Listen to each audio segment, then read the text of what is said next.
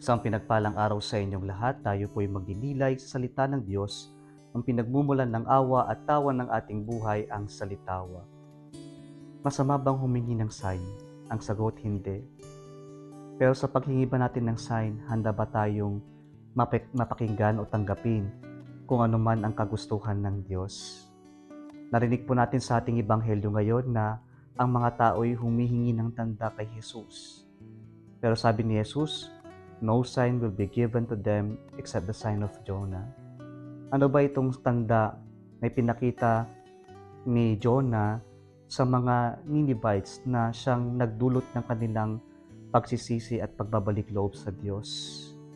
Mga kapatid, si Jonah ay pinadala sa bayan kung saan ayaw niyang puntahan sapagkat ang mga tao doon ay idolatrous at perhaps mayroon pang sama ng loob si Jonah sa mga Ninevites o sa mga Assyrians na siyang sumira sa kanilang bayan.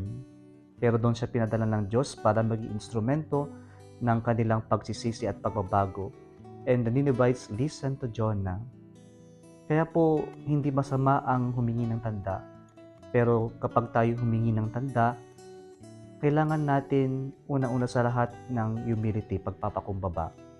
Pagpapakumbaba, natanggapin kung ano man ang sign o kagustuhan ng Diyos.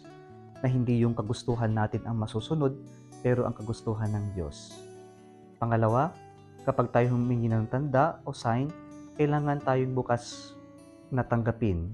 Ibig sabihin yung openness na we are not selective or we would not only look at or try to listen or see base sa kung ano yung inaasahan natin.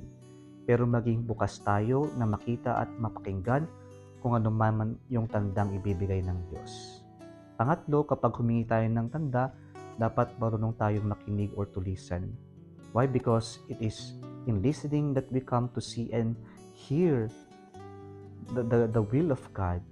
And if we rumble the word listen, we will have silence. Ibig sabihin nito, kapag humingi tayo ng tanda, then we must have the time spend time in silence. Why? Because silence is the language of God. It is in silence that God speaks to us or talks to us. Kaya po sana sa ating pakikinig, tayo'y taimtim na manalangin at makipag-ugnayan sa Diyos. At kapag tayo humingi ng tanda, dapat ready rin tayong ibigay yung yes natin sa Diyos. Na kung ano man ang kagustuhan ng Diyos, sa paghingi natin ng tanda, kailangan nakaready din tayong ibigay yung oo natin, yung ating pagsang-ayon sa kagustuhan ng Diyos. And so if we would like God to give us sign, then our desire to be given sign must lead us to holiness. Sapagkat kapag wala yung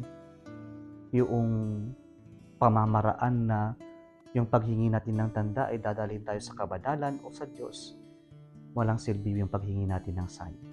And so, asking for a sign can only become meaningful if our desire to receive a sign will lead us to God, will lead us to holiness. Paano po? Humility, openness, listening, and our yes to God's will. Muli, isang pinagpalang araw sa inyong lahat.